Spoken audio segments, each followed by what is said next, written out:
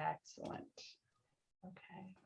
So I am so excited to be here today and to talk with everybody, both who's here now and who might even hear this again in the future, about self-care slaycation. So I'm going to take a moment. I can share the screen, right? So I'm gonna pull up my slide deck so we can share what's going on in a lot of different ways. So that should be coming up in just a moment. Let me know if you, Peggy, can you see that? It's coming. It says it's sharing screen. Now I can see it. Yep. Beautiful. It was doing like the spinning thing before. Oh no. Okay, we got it. We got it. It's there. It looks beautiful. Love it. Okay, thank you so much. Okay. Sure. So today we are going to be talking about the self-care slaycation, aka how to stop sabotaging your life and start slaying it from right where you are. I'm Sara Palmer. I'm affectionately known as the Permission to Choose speaker, trainer, and coach. And I work with organizations and companies and high achieving women and moms who have managed to get all these things done in their life. I mean, basically, if you're here, you're high achieving because you get stuff done. But at this point, you're looking around and you're like, this is not what I thought I was going to be doing right now. I am like way overwhelmed. I am way under-resourced. Plus COVID, like that wasn't even a thing before and I was still already freaking out. I need some help. This is not working the way it's, the way it's supposed to be. And that's what I'm here for. So you can follow me on LinkedIn, on Instagram, and on Facebook. All of them are at Sara Palmer Speaks right there. So I love getting a chance to interact with people and kind of see what they're up to. This is my quote for us today. Here's to strong women. May we know them, may we be them, may we raise them. And that doesn't just mean your own kiddo. That could be the people around you. That could be the friends you have. Those can be younger folks, anybody we can raise up along with us. The more we know, the more they know. We're doing this one together. So today, I'm going to show you how to improve your communication, both in person and at work, your relationships at home, and help you improve the thoughts racing through your head at 4 in the morning. I don't think I'm alone on that one. All with 6 simple letters. You're like, this is intriguing. I'm with you. Go on, right? So, Sara, do you really get our day to day? Like, do you understand what it's like to be us? Well, I've had, I may look, yay, all put together and look at that lovely picture. I'm delightful. But also I had an abusive childhood growing up. I'm a recovering addict and I'm a domestic violence survivor. So even though it looks like, oh, well, she wouldn't even understand what any of the stuff I go through is like. Oh no, I am absolutely with you on a lot of things. So I think there's definitely a time in my life I could have used the Dress for Success program and I didn't have access to it at that point. And that's one of the reasons I'm so glad that Lorraine invited me to participate and kind of share some things with you today. So excited. So let me pop forward. Here's some places that I've appeared. I've been on NPR. I presented for the Al-Anon World Service Organization, Penn State Harrisburg, the National Association of Elementary School Principals. So I was a teacher for a lot of years and I know kind of what that's like. And again, how do we get that self-care thing to work for everybody? If you can hear, and I was talking to Lorraine right before we started, my kiddo, I have a 5-month-old who went down for a nap and is now awake from said nap. So I'm going to go grab her and then we're going to keep presenting together. If you've ever watched The Office, she's like my Dwight Schrute. She's like my assistant to the regional manager. She's totally used to hanging out with me about things. So if you give me just a moment, I will be right back. And when I come back, we're going to do introductions for everybody who would like to introduce themselves. Hey, kiddo.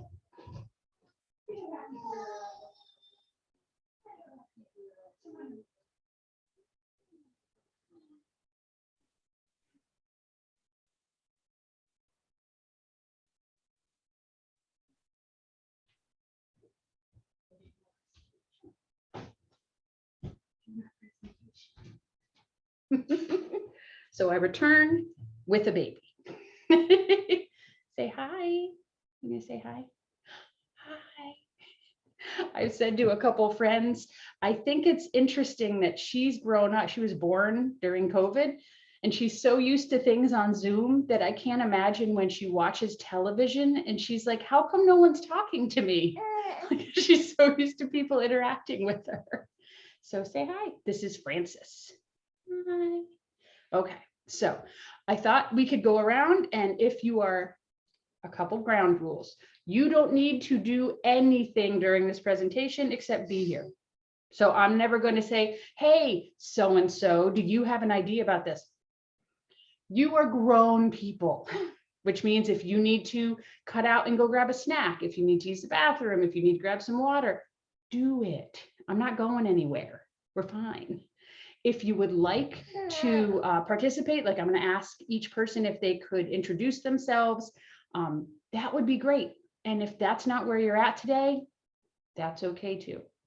So one of the most important things about self-care is knowing what works for you and knowing how to have a self-care slaycation, which is like a staycation because we're not going anywhere right now, but we can slay it right where we are. Part of that is knowing what's comfortable for you and what brings you some energy. And in that case, sometimes just saying, you know what, I'm going to be video off, audio off, and that does me, that's fine with me. But I want to give us that choice. So I was hoping that we can do a quick introduction. Here's the three things. Ready? Your name, your pronouns, and what you're hoping to get today. So I would start, I'll say, oh, that flipped right back out. Oh no, the window is the shared application, words. So I'll go first while we're figuring all this business out. I would like, I'll say my name is Sara Palmer and my pronouns are she and her. And what I'm hoping to get out of this today is to hear some specific things that you all need and to make sure that I can provide them for you. So is there somebody else that would like to go? So again, just name, pronouns, and then what you're hoping to get out of our conversation today. You want me to go? I'll go. So my name is Larimi Kendall. I go by she, her. And I am hoping to learn how to get out of this, how to balance, the work-life balance and still be here. I mean, and still be able to do my work and be able to do everything that I have to do, like how to manage everything. And then really quickly, we got someone on the chat. So I'll read that one as well. And this is from Shurgandi, I believe. She says, greetings all. My name is Shurgandi Saint Jean. Oh God, sorry. I am the coordinator of career resources and student development initiatives at Essex County College. I go by she or her. And is there anything you're trying to get out of today's session?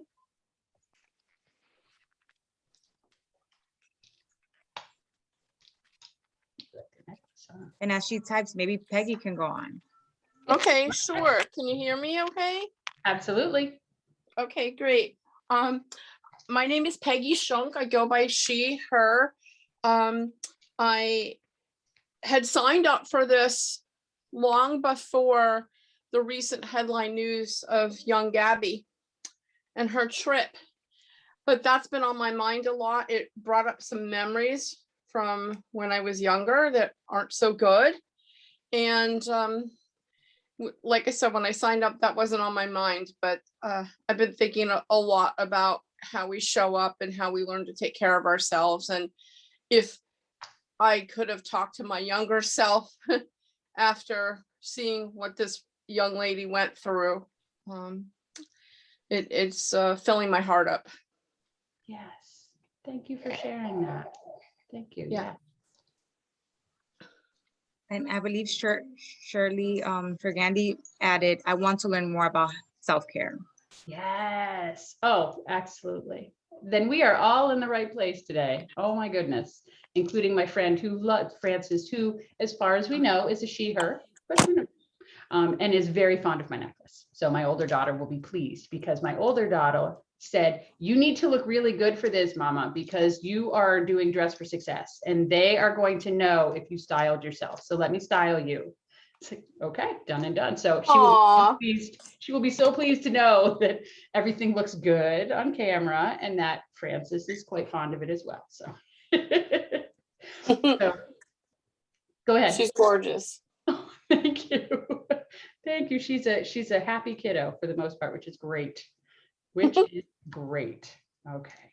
So I'm just going to show you a couple quick testimonials just so you can say, okay, you seem nice, Sarah, but what's up? Like, what do you actually do? Are you useful? Are you just talking to hear yourself talk? Like, what's going on with that? So I've had dozens of people, but 3 of them were like, you need to share my stuff. And I was like, are you sure? Yes, put your stuff on your self-care thing. So one of my clients said that they're really impressed with the communication skills. Also, I'm gonna pause for a second. I'm not the 7th grade teacher who's gonna read everything on the slide to you because that's insulting. Like, you know how to read. So I'm just gonna point out there's tons of people I've worked with. They come from a huge variety of backgrounds. Some people whose lives have been hard for them, but I'd be like, that seems like a pretty sweet deal. And then there's other people that I go, yes, you understand a lot of what life has been, and self-care. Who does that? That's somebody else's thing. I don't have time for self-care. And with all of them, especially the women I've worked with, they see big changes pretty much immediately after we work. After the end of this workshop, before you leave meeting, you're going to have things that you can go, oh my gosh, that totally makes sense. Okay, I can do that. Yeah. That's doable, even for me, even where I am right now. Yes. So those are some of my testimonials. Okay, so I'm gonna back up to testimonials for a second and start my little story to tell you kind of what's going on. So here's where we came from. If you go back to 2012, right? That seems like a bit of a time ago, right? In 2012, from a distance, my life looked perfect. I had a job as a teacher. I had a marriage. We lived in a house for a couple years that we renovated. It was gorgeous. I had a toddler. So basically somebody a little older than Frances, my daughter Samantha was just 2. From a distance, it looked great. What would Sarah have to complain about, right? Oh, when you zoomed in, I was absolutely miserable with my job. I had great colleagues and a great administration, but just teaching at that point wasn't fulfilling the kids I was teaching, and it wasn't fulfilling me. I was in a marriage where there was domestic abuse happening, where there was a lot of alcoholism going on, and I kept trying to fix it, thinking if I would just do or say or be the right thing, then we'd have a better deal. It would work out better. And I loved my kiddo, but it was really lonely at that point. And there wasn't a whole lot of other people around that I could connect with. So from a distance, looked great. Up close, not so great. And then in the summer of 2012, pretty much 9 years ago, it got worse. My then husband, so Samantha's dad, spent several $1,000s that we did not have out of our joint accounts, visiting a gentleman's club on a Sunday afternoon while he was blacked out drunk. And didn't remember any of it, but we had the bank receipt that said, yes, he had done that. And when I asked him, are you ready to finally get help? This is just getting worse every time. Things are getting worse. One day he said yes, and 24 hours later, he said it wasn't that big of a deal. He would just work overtime and fill in the space. He couldn't miss work to go get help. And this wasn't going to happen again. So I don't know why you're bringing it up, Sarah. And I've been going to Al-Anon for a couple of years. Al-Anon is for the family and friends of people with a drinking problem. Nobody even has to say alcoholism. They don't have to, you don't have to. If you have a problem with their drinking, that's a drinking problem, even if they don't. And I had been going for a couple months, and I'd learned a bunch of different tools that I hadn't had before, like how to handle things that were going on in a different way. So when he said, no, I'm not fixing, I'm going to fix this by putting the money back, but I don't need to change. I don't know what your problem is, Sarah. It's not going to happen again. And all I could think was, yeah, the next thing's going to be worse. I was able to use some of the things that I learned in Al-Anon. Basically, how you don't have to fix the problem right then. You don't have to tell them what you think right then. That was a shocker. You can just stop and be like, okay, doesn't mean you agree, just means, okay, I need some time. And because of changing how I approached it, he and I agreed to separate. And then when we decided we were getting divorced, I had a bunch of other things that happened right in a row. My best friend, maid of honor, person who ran my baby shower, would do anything for me, picked him because he was the drinker and they went out and had fun on the weekends. And I drink, but I'm not a drinker. And I'm not nearly as fun apparently on the weekends. So yeah, she picked him.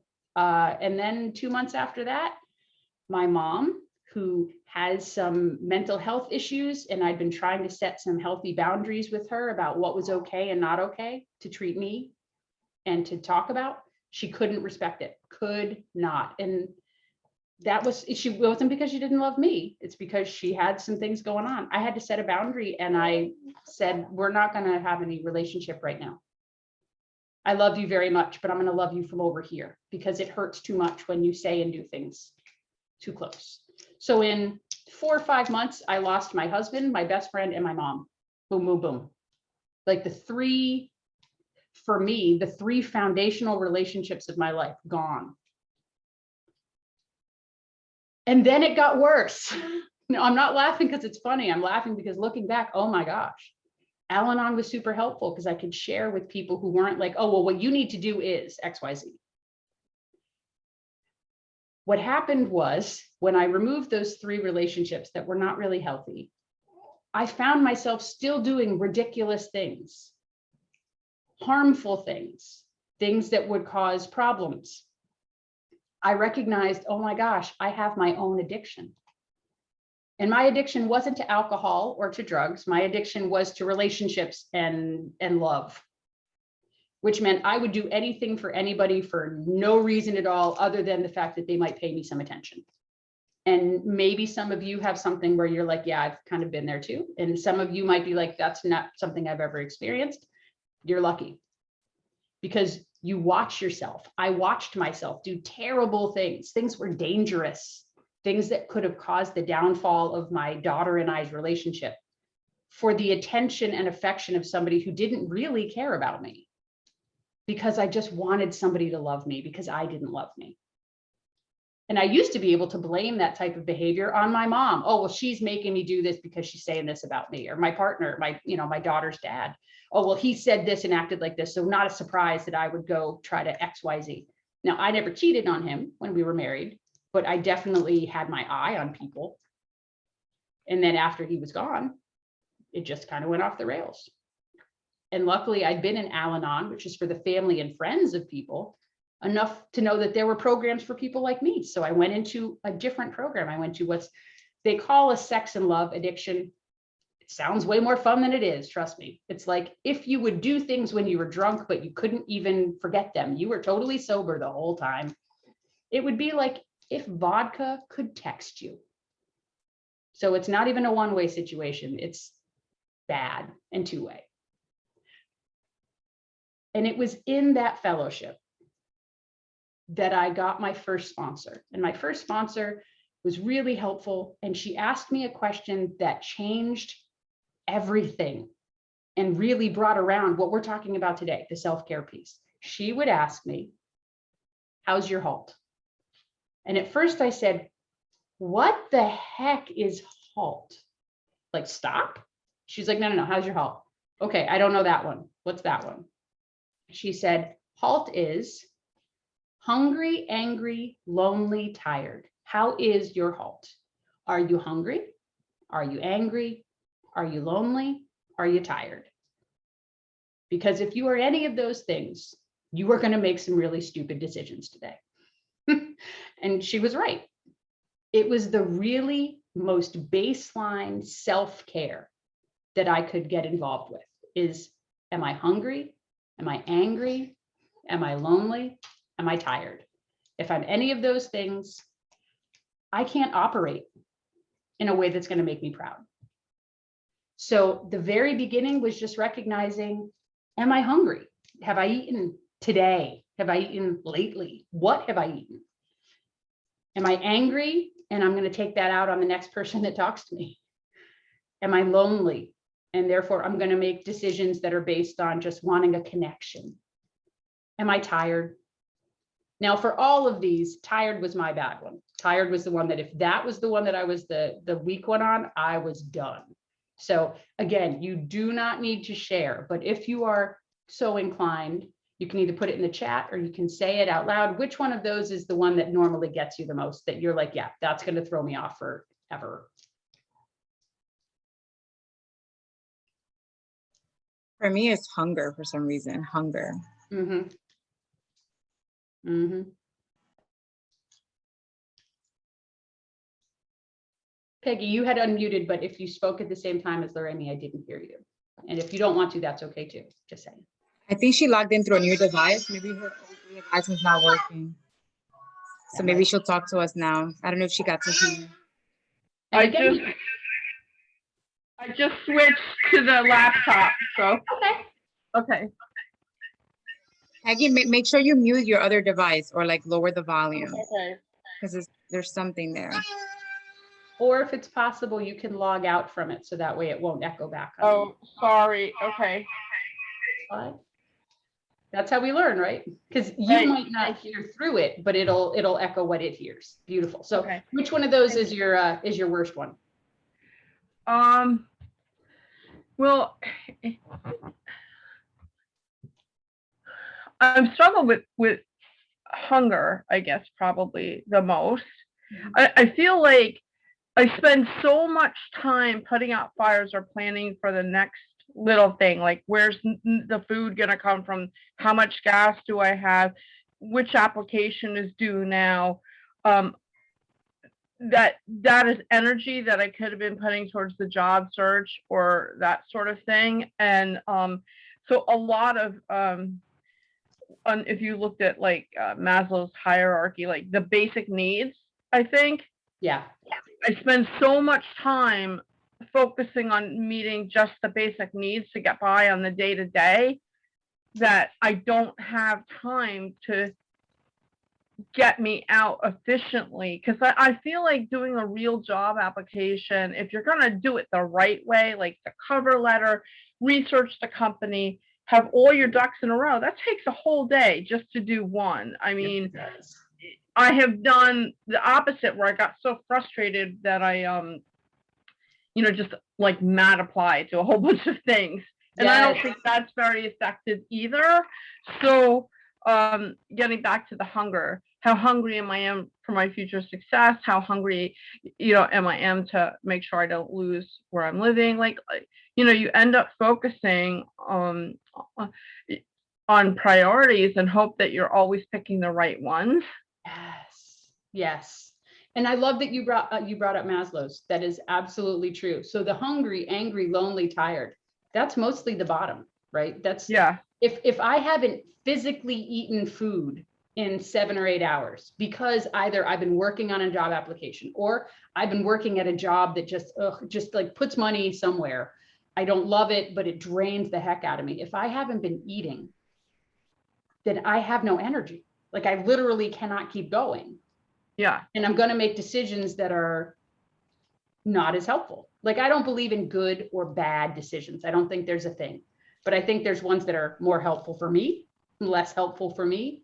And everybody kind of makes those own decisions themselves, what's good and bad for me.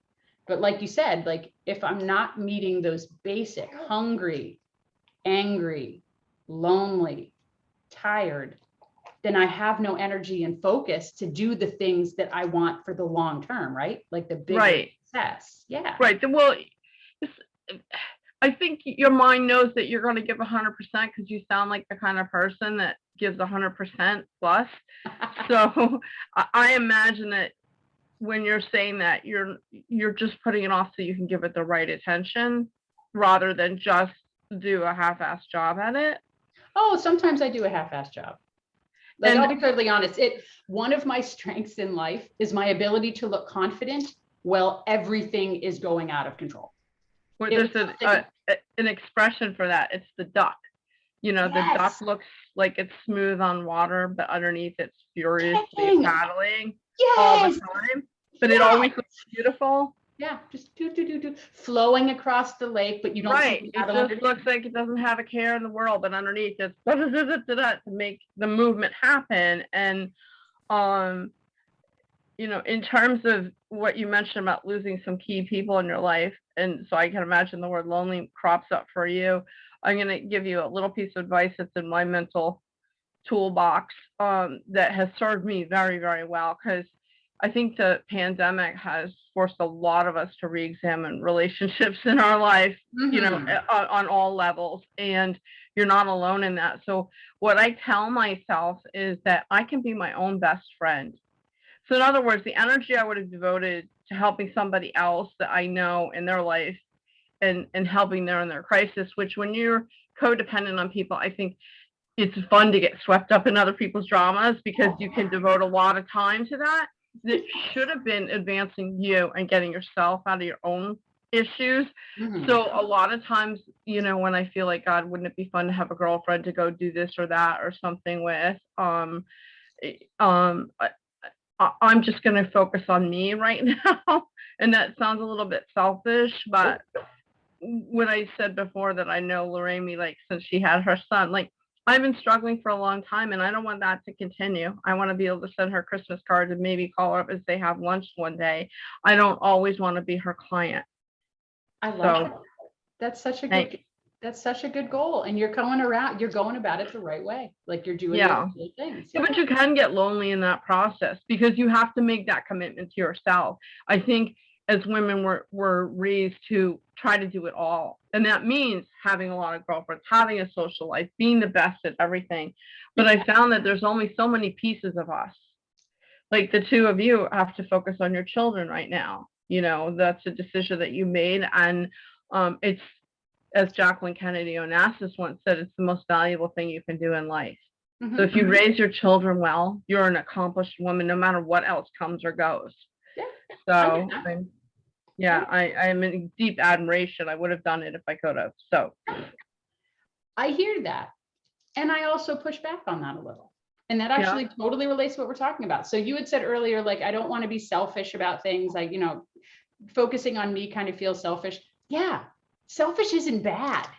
Another thing that we're taught as women in the United States, at least from what I've experienced and from the hundreds of women that I've worked with, is we're told that we're supposed to be great at everything and also invisible. Like we're supposed to need nothing. We're supposed to give everything, whether or not there's kids. There's a reason that people say the person at your work that helps you and gets you coffee is called your work wife. Or the person that you can rely on in your friendship. Oh my gosh, she's like a mom to me. And that's not a bad thing. It's great to have people that you can count on in healthy ways. But we don't call that like, that's my, they're like a dad to me. Well, okay, because I've had people say, this guy is like a mom to me, but you don't hear people say this guy is like a dad to me. We're kind of shown in our culture, and it's changing, which is amazing. We're told that women, exactly what you said, should be amazing at things. We should have social lives, and we should have personal lives, and we should have job accomplishments, and we should be super healthy based on what a magazine says healthy is. And we should do this, and we should do that. No. The reason that I talk about self-care, the reason that I'm here today is not so that you do self-care to make you a better employee or a better potential employee or a better daughter or a better mother or a better partner to somebody. The reason that I want you to do self-care is for yourself, like self-care. Because we get told that self-care is so we can be a better mom, so we can be all the things I said. No, makes sense. That's like taking duct tape to fix me enough to be a good car for other people to ride in. That's, if I'm taking good care of myself, I will have the energy and interest to do what other things are that I want to do. Instead of going, well, I'll take care of me, when I'm done taking care of everybody else. Because you said that, Peggy, you said, I want to be able to help and I want to do this. You use the word codependent. So I'm like, that's my person right there. Codependent is when, for people that may not know, codependent is when you are willing to basically set yourself on fire to keep someone else warm. It's not healthy, right? No. There's 7 billion people in the world. Guess what? I'm never going to get around to me. Always somebody else I can fix, which means I don't have to put the energy on fixing me. Yeah. If I try to make the world perfect for me so I don't have to change, I'm not going to get where I need to go. And I had a lot of years that's what I was trying to do. If I can make all of you do what I need you to, then I will finally be peaceful. But it's never going to work. I eventually had to focus on me, that self-care piece. So I want to talk a little more about how this worked out for me and specifically tips for you all. Because it's one thing to talk about the theory. Oh, yeah, self-care is important. It's another thing to actually get useful tips that work for everybody, not just people who have $150 to drop on a pair of yoga pants. So my first sponsor talked to me about HALT. And I loved it and I used it and it was super helpful. It helped me to kind of separate out what I needed from what I thought other people needed and helped me to focus on me without telling everybody else to go away. Just helped me to find my own space. But I realized it was missing 2 letters. Like the more I went through it, the more I was like, hey, there's spots missing. And I added a little T and a little M, which looks like trademark, like at the end of a name, but it's not. It's its own little thing. Yeah. And the TM stands for thirsty and mindset, which is the 3 M's: meditation, medication, and mental health. Because hungry, angry, lonely, tired is great, but it's missing thirsty and it's missing mindset. Now, I am white. I am a woman.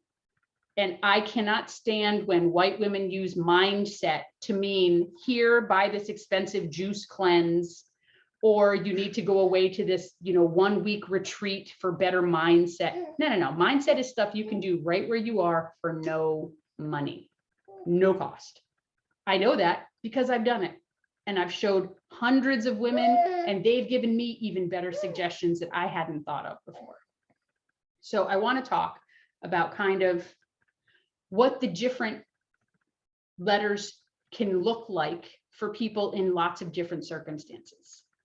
And when I work with organizations, we talk not just about here are some tips, but we also talk about here's the things that some people may not know are problems, the obstacles to being able to meet hungry and angry and lonely and tired and thirsty and mindset.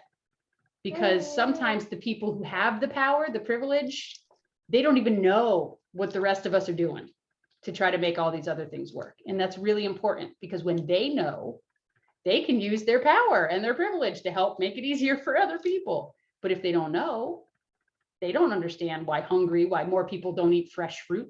Well, I don't know, maybe if where you live doesn't have a good grocery store and the only spot you have is the corner store where you can get an apple for $1.50. Yeah, no. So sometimes access to food makes hungry really hard to solve. Or angry. Oh my gosh, how many of us were allowed to be angry growing up? Anybody? Yeah, no. We're girls, we're supposed to be fun and kind. We're not allowed to be angry out loud, which is, by the way, why we are so mean to each other sometimes in really hard ways, not because we're bad people, but because if we can't be mad out loud, if I can't punch my friend because I'm mad at them, instead I can make everybody stop talking to them. Because if I can't do out loud anger, then I can do hurting them with relationships, which is what girls are told is the most important thing ever. Are you nice? Are you sharing? How many friends do you have? Not how do you feel? Not where are you comfortable? So we learned that the best way to handle anger is to do it quietly so that the grownups couldn't see it. We were still angry. We just didn't hit them. And in some places where you did hit them, we weren't allowed to stay hit. So some people don't know what that phrase is. That basically means if somebody hits you, you better be back to hit them back. Like there's not an option for like, oh no, we're going to talk it out. Oh, no. In a lot of places, if you got hit, you had to hit back. Otherwise you looked like you were going to get picked on for a lot. And in those places, how do you actually solve that? So we didn't learn a lot about how to do angry. For lonely, we think we're supposed to do everything ourselves because that's what we think people do, that they don't have connections. So we kind of set ourselves up. I'll do this myself. Don't worry about it. For tired, what? We're never supposed to sleep because we're supposed to be busy doing things all the time. For thirsty, yeah, whatever. Water, 8 cups a day. Sure. I'm sorry. I don't have access to clean water right now. How am I supposed to drink 8 cups of this a day? I don't have that much money for water, for bottled water. Or mindset. I have no insurance. How am I supposed to get mental health care? Meditation. Do you live in my house? Do you know how crazy it is here? I don't have time to meditate. Come on. So there are these obstacles that some people don't see. And then others of us are living them. And when we look for self-care help, we're not seeing the answers for that. We see a lot of people talking about expensive situations and solutions. We don't have the money for that. So let's run down a couple things we can do for each of those. We good? So you might want to take some notes, but again, that's you. But Lorraine is recording it, so we can definitely, I'm hoping that she might even put it up somewhere in the future. I don't know. Or if she doesn't, then if you follow me on one of the social medias, I can put up kind of the notes, not the recording, because that's our private time together, but I can put up the notes from it. Oh, are you sneezing? What are you doing? Yeah, I can definitely share them too if you like. Awesome. Because yeah, people might not be able to be here today, but they would love to hear it. So, okay, hungry. Here's a couple things that we can do. Protein is your friend, regardless of whether you eat all the foods or if you're vegan or if you have super restrictive diets. Protein keeps you full longer. That's why rice and beans is a real basic staple in cultures all around the world and probably in your own house. So having protein things, usually things like nuts, if you can have them, or nut butters or protein bars. If you have an Aldi near you, they have a ton of inexpensive or way less expensive than other grocery stores. Like I said, you can keep a little baggie of nuts in a bag or in your wallet, not in your wallet, in your purse, sorry. You can keep granola bars. I know that's a throwaway, but find the ones that have a lot of extra protein in them, because protein keeps you fuller longer and it gives your body like a longer energy. Sugar, big high, big low. We know that. Hungry, when you have access to places where you can refrigerate things, getting chicken, cooking up a bunch of it, finding an instant pot, even on like a secondhand or on a Facebook marketplace, you can cook so much stuff in there. You don't need to put it all in a crock pot at the beginning of the day and hope you remember. Like you can cook things from frozen in a half an hour and you cook up a bunch of that and you can portion things out into whatever type of bags you have. And then you have things for the week. Or if you put it away in the fridge or in the freezer, you can just, thaw it. You're not eating foods yet, but when you do, you will have some of that as well. Hungry also means that if you do have kiddos, eat when they eat. How many grown-ups, and this includes people who work a number of different jobs. So when I talk about kids, I'm not saying, oh, well, ignore me if you don't have children in your life. People who work multiple jobs, who are normally eating in between places or eating over the sink in the break room, or if you have kids, eating over the sink at the kitchen when the kids are done eating. How many people eat what the kids don't eat, and that's their dinner? It's like chicken nuggets off the tray. When you can, depending on the age of your kids or the schedule, find ways to help them help you. And that could be an older kiddo setting the table. Anything that takes time and task off your plate, literally, means that you have time to eat. And if you really can't eat when they do, eat before they do, because they will be okay. You will not be okay trying to handle a breakfast and a lunch and a dinner. My God, why do they keep asking for food, by the way? Like, why can't we just do a one and done? Same with me. Why can't I just eat once a day? Because I have energy all day. I need things all day long. By making sure that I have food near me that's going to get me what I want. Like I said, there's no good and bad, but healthy food, as healthy as I can get. when I can, where I can. That's going to help me have energy to do all the rest of the things I need to make decisions, to go, okay, I have 3 jobs I could be applying for. I know I can only apply for one of them today. If I have food in my belly, I'm likely to be able to pick one that's the better long-term success instead of just the one that has the shortest application, because I don't have the energy otherwise. Angry. Like I was saying before, we weren't allowed to be angry. So my 2 tips for anger: 1, allow yourself to be angry. Don't go, you know what, that's not nice. I shouldn't. That's why am I even upset about that? That's not that big of a deal. No. Now that does not mean you trash where you live. It does not mean that you throw things or hit people, but just recognizing that you have a right to be angry in that situation is huge. Just saying, I'm allowed to be mad right now. And if it's a place where you can't sit with that for like 5 minutes, it sounds silly. If you have a phone, put it in your phone calendar for when you have time later that day, like 8 o'clock, 9:30. Be angry about be angry about work for 10 minutes. If you schedule it in, then you're not stuffing it down. You're literally scheduling it. You're going like, what the, and why did they even, because giving yourself a chance to have those feelings often helps those feelings through a lot faster. And then you're not feeling it in your body in a week or 2 weeks or a year. The other anger tip is to, so there's the recognizing that you have it. And then there's also reaching out to somebody else to check in with them and be like, I just need to let you know. And I don't mean starting drama. I just mean like letting them know I am really about this. Can I vent to you for 5 minutes? Because sometimes just hearing yourself check in with someone else helps you process it through. You may just say, can you just listen? I don't even need you to say anything. I just need somebody to like get this out to. I love my children with all of my heart and soul. And sometimes I just want to walk away. Like nope, not right now, my friend. And that's okay. You can love them and still be angry. That anger is a good feeling to have. We just can't live there all the time. But ignoring it doesn't work either. So for the first 2, hungry and angry, basically we can just do like a quick thumbs up or a yes. Are those pretty good suggestions, things that you think that you could actually use in real life?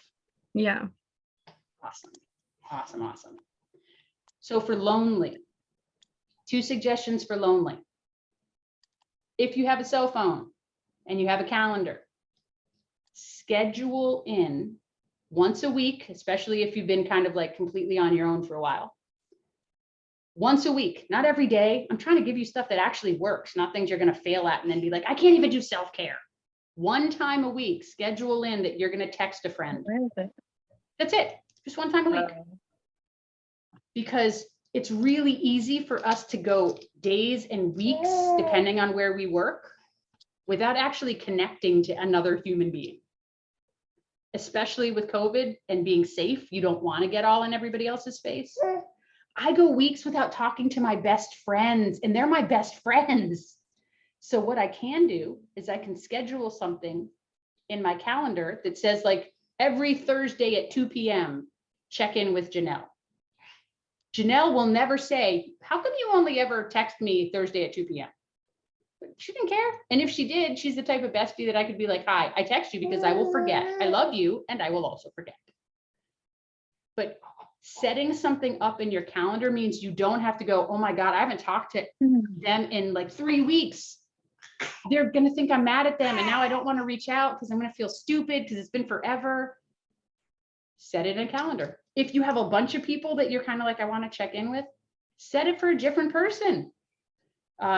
Fridays at 5 p.m. I'm going to text somebody different from my address book every week. Kind of just roll through. Hey, how have you been? Text. Easy. If you're not a phone call person, texts are fun. And when you're feeling lonely in the moment and you're like, I'm the only person that deals with this, nobody else has this, I'm completely on my own, that's a good time to reach out. If you're a phone call person, call. If you're a text person, text. Even if it's just sending a stupid meme and being like, thinking of you, or really having a struggle right now, but wanted to share. That connection piece, if you have kids, talking to little people is very different than talking to grown-ups. Yeah, right? And if you're working, talking with your coworkers is often like talking to little people. It's nice to have actual connections, because there's definitely people in your life that are safe, that are good to talk to. You just maybe haven't talked to them for a while now. It's okay to check in with them, because they would like to hear from you, and you deserve having connections outside of yourself. For tired, here's my 2 main tips. I have tons of them, but here's 2. 1, sleep in as dark a room as you possibly can, unless that's emotionally difficult for you, in which case maybe sometimes a sleep mask, because your body produces sleep chemicals the darker that it is. I literally have cardboard on the upper half of some of my windows, because otherwise all the light darkening curtains in the world do not work. I might make it pretty on the outside, but I have to fill in that space, because if it's light, I'm not sleeping as well. So sleep in as dark a space as you can. And the other one, yes, right? Dark spaces. You sleep well in the dark. Here's the other one though. If you need light, she sleeps in our room. And I don't like turning on the light, because then we're all up. Red light. They sell them at hardware stores, sometimes in the party light section. Somehow this one's been working way past the 300 hours it's supposed to work for, or maybe we're getting close, for $2. $2. You put a red light in, it does make you feel a little weird. Yeah. It does make you feel a little weird, because you're in like a room that's got a red light, and it's a little creepy at the beginning, but it doesn't interfere with sleep hormones at all. So she's barely going to wake up even when she wakes up. And you can completely see what's going on, which means we've even been able to like read. My partner and I have been able to have whole conversations. Red light means that we can see, but it's also super helpful to the sleep situation. Does that kind of make sense? And again, they should have more of them. You don't need to get the $20 LED fancy light. Lowe's has them for $2. Sometimes they need to order it. $2. And it's a red party light, but it's low enough that it's not, doesn't make everything like, whoa, but it's bright enough that you can read to it. And if I need to change her diaper, or if I need to go do something, even for me in the middle of the night, it gives me light without kicking all the sleep hormones out of my body that thinks, oh, okay, guess we're waking up at 2 a.m. No, we're not. So those are 2 tired tips. I'll give you a bonus tip. If you recognize you're super tired in the middle of the day, if you have the ability to just go sit somewhere and just like breathe for 1 minute, that can sometimes reset. You're like, if you can do a 20-minute nap, 20 is the magic number. 20 is half of a sleep cycle. It's a good, you won't wake up and be like groggy and stuff. Some people have different sleep cycles. Most of us have about a 20-minute sleep cycle. So if you're tired in the middle of the day, taking a refresh, doing one of the other things on your HALT TM list actually can sometimes help. And planning for what can you do to be able to get to sleep at a healthy time that night. In the middle of the day, even if you can't fix it at the time, you can start thinking, what do I maybe need to do tonight to make sure that I can get a better night? Okay, so for lonely and tired, we doing good? Are those useful tips, kind of like things you think you can actually, yay, you don't need a whole bunch of money for those. $2 for a red light, you can do that. You could probably do that. Okay, so 2 tips for thirsty. I can often go a whole day without remembering to drink water. So the 2 tips that I do is I tie it to where I am. Whenever I walk into the kitchen, I drink a cup of water. So I have to go into the kitchen sometimes, even if it's a kitchenette, even if like I'm staying someplace that doesn't have a kitchen. Whenever I go over to the sink, drink 1 cup of water, because I'm going to do that several times a day, more than none. So I've already started drinking more water than I was before. And the other one is count water in lots of different foods. Cereal, that milk counts. Soup, that broth counts. Ice cream, yeah, probably not, but I wish it did. Basically, any type of liquid in the food that you're eating counts as some of your water. Here's the fun fact. 8 cups of water is a made up amount. The same way that 10,000 steps a day is a made up amount. Both of those were made up for marketing. There's no like scientific must be 8 cups. It's a nice number to work with. I mean, would you be as interested in 9 cups? All of a sudden that sounds like a lot, but somehow 8 cups was good. So any amount of water you're drinking counts. Coffee counts, tea counts. Alcoholic beverages, not so much because the alcohol, it's not water. But a lot of things we already drink count towards the being hydrated, because that gives headaches, knocks those a lot of the time out. Our cells need water. So the more water we can have, that's a healthy amount, then our cells are able to do what they need to. We feel kind of like more together with that water. Okay, and the 2 for mindset. I might end up doing 3 because there is meditation, medication, and mental health. So meditation, here's my total.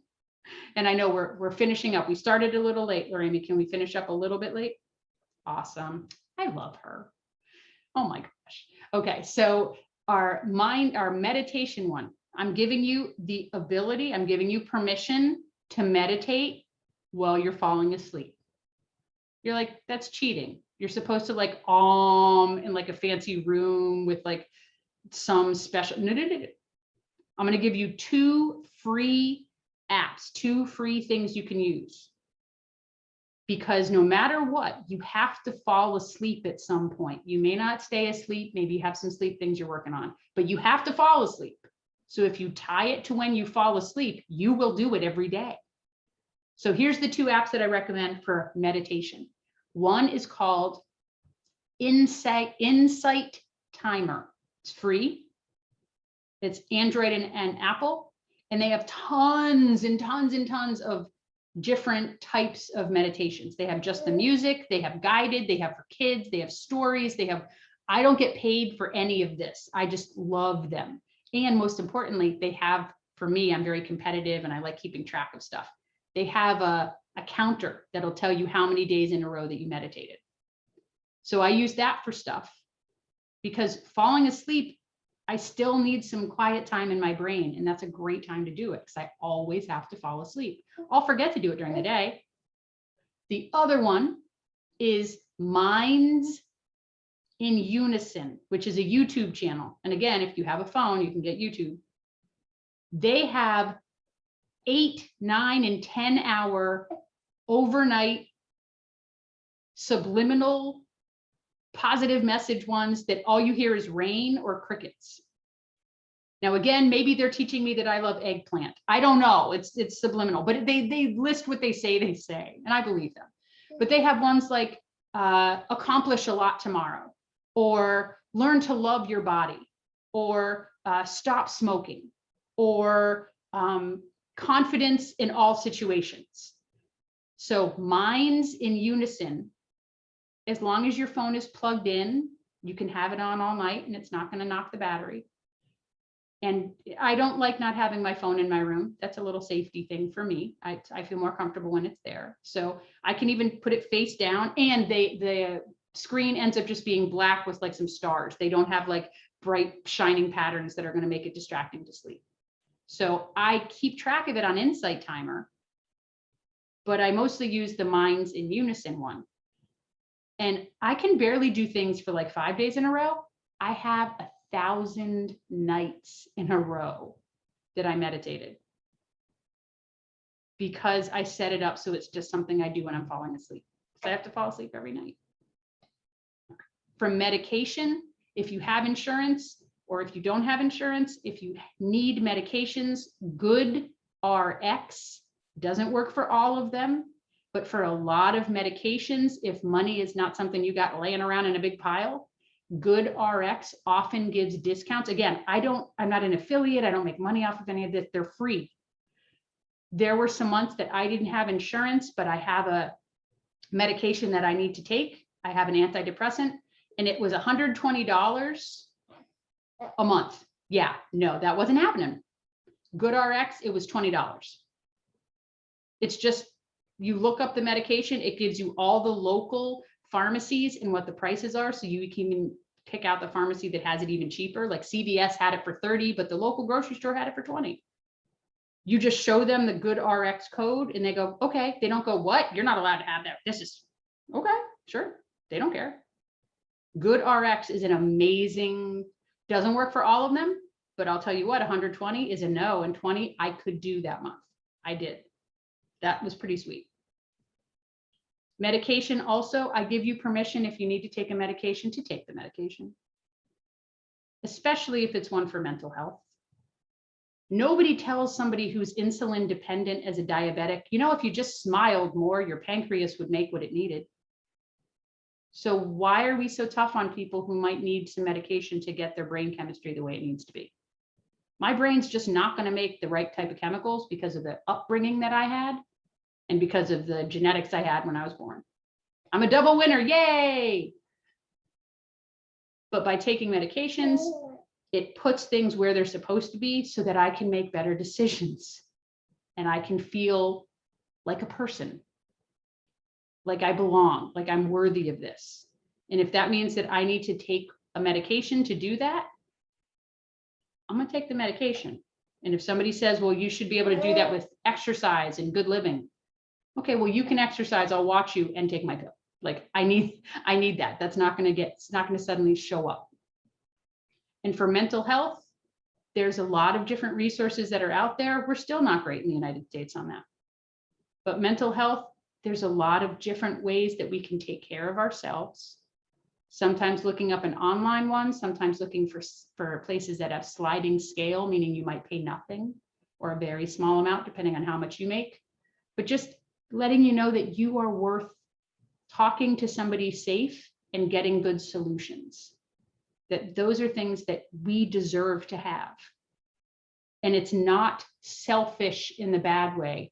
It's selfish in the way that if I don't do this, nobody's going to come up and offer it to me. And I know it's really hard if you have depression or anxiety, if that's something that you carry with you, because it tells you not to get it. You're not worth it. Somebody else has it worse. You should be fine. And I'm telling you that those voices are liars and that you are worth it and that it is okay. And you are more than deserving to get the love and care that you would give somebody else, to take care of the little version of you that deserves that, to get some new ideas, some new ways of looking at things. And that Al-Anon or other recovery programs, even if you don't say like, I heard that this kind of religious, it's not, but you know, we won't get into that. But suffice to say, you can look for recovery programs that are free, that you don't have to pay any money for, that can give you lots of good strategies on how to handle things that are tough. And most of us are really, it's hard to find somebody who doesn't have alcoholism in their family or in a friend. And we all benefit by taking better care of ourselves. And that's really what those programs help us to do, is take better care of ourselves. So how are we with the thirsty and the mindset? Some pretty good tips that we can use. I'm a big fan of actually giving you things that work, that don't require a lot of money or a staff or tons of free time, because there's ways that we can take better care of ourselves. And then we demonstrate that to the people around us who we love. Yeah. And when we demonstrate that around us to the people who we love, they might take better care of themselves, which is just amazing. We can break generational problems by doing something as simple as drinking enough water. It's really incredible for me to see the results that I've seen from people. So we have maybe 2 minutes left, and I'm going to say, so are there any questions that anybody has, any specifics that you're like, okay, yeah, but what about what? What about this? Like, I hear you on this, Sarah, but what about that?